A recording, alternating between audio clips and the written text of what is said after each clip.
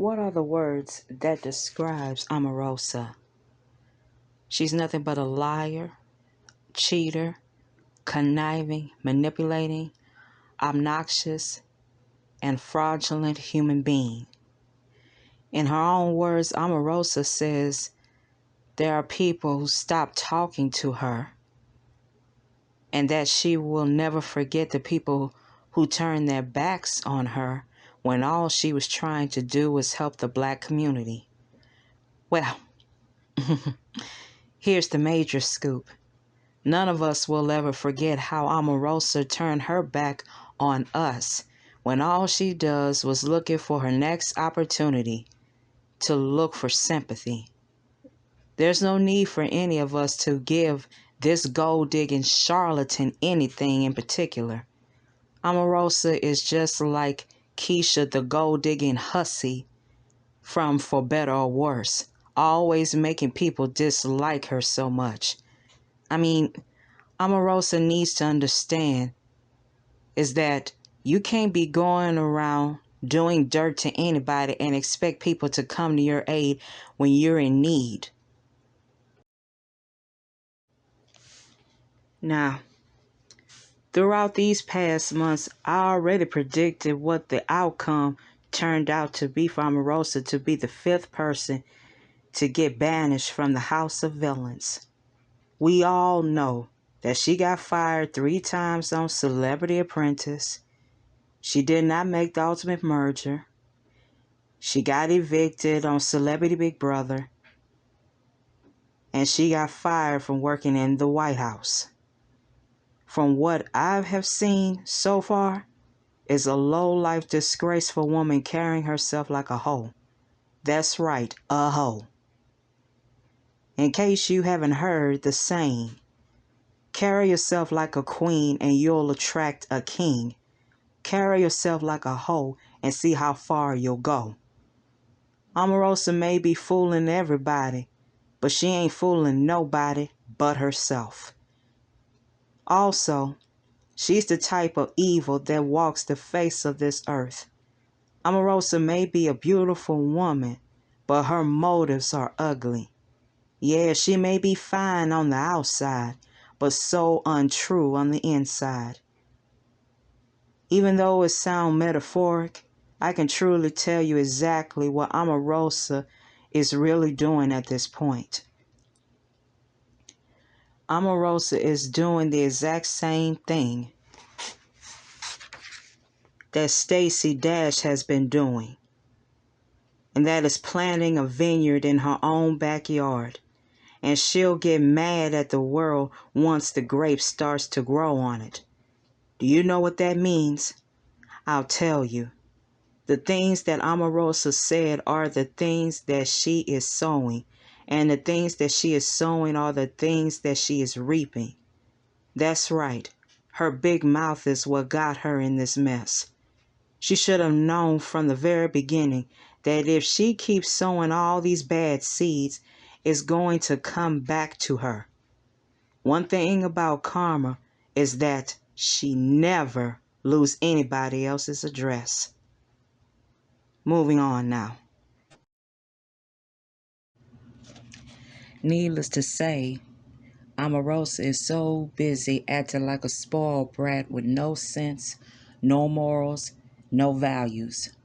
Always felt like she's entitled to certain stuff. Sooner or later, Omarosa will find out the hard way that being entitled to what she wanted, when she wanted, and how she wanted is not the reality of life. The sooner she'll learn that, the better she'll be.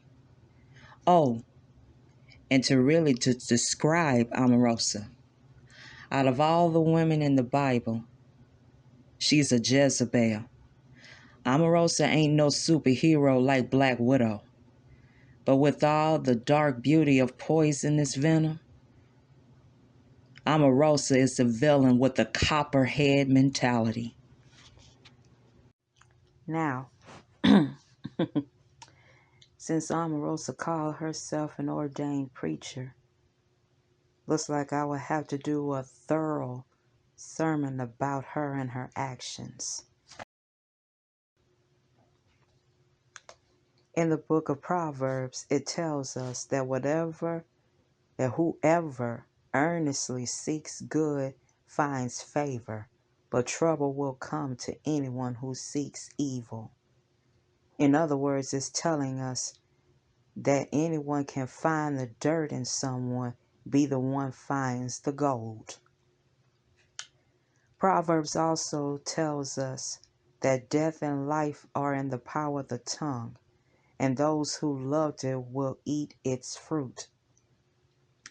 In the book of Isaiah, it says, to the righteous, that it shall be well with them, for they shall eat the fruit of their doings. Jesus said in the Gospel of Matthew, they either make the tree good and its fruit good, or else make the tree bad and its fruit bad. For a tree is known by its fruit. Brood of fibers. How can you, being evil, speak good things? For out of the abundance of the heart, the mouth speaks. Moreover, Galatians tells us to be not deceived. God is not mocked. For whatever someone sows, that they will also reap. For whoever sows in the flesh will of the flesh reap corruption, but whoever sows to the Spirit will of the Spirit reap everlasting life.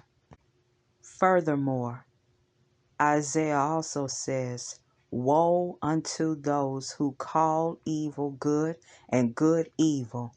Woe to them who are wise in their own eyes.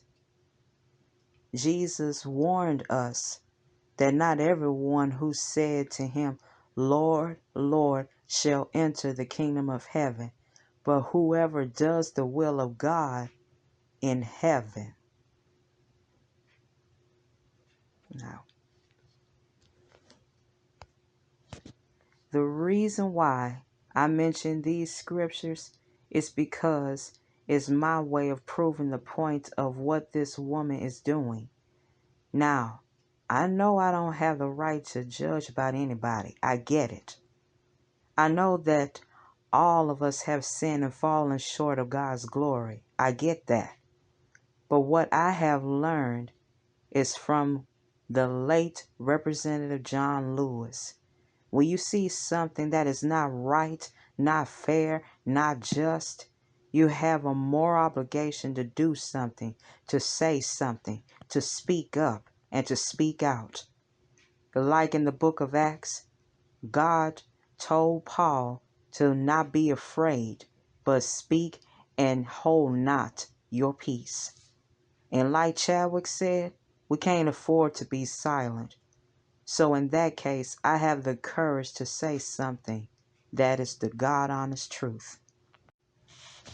To go a little further, if there's one question for anybody to ask Omarosa Manigault Newman, it will be this question.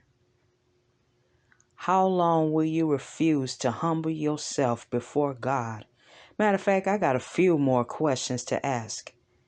When was the last time that you ever prayed and repented? When will you ever get the picture that you can't serve two masters? Did your ministry change many lives like you claim it did? If so, how come everybody in the black community or anyone else did not believe everything you said? If you love preaching God's word, if you really are a preacher, if you have any Christian morals and values, then why are you setting a bad example towards others? It's sisters like you that make the real women like myself look bad. You're screwing your way to the top instead of you doing it the right way, the godly way. It's obvious that you weren't born and raised right, because if you did, you wouldn't be acting like a spoiled gold digging hood rat in living color on network television. For real, you really need to examine yourself, because lying, cheating, deceiving others won't get you nowhere.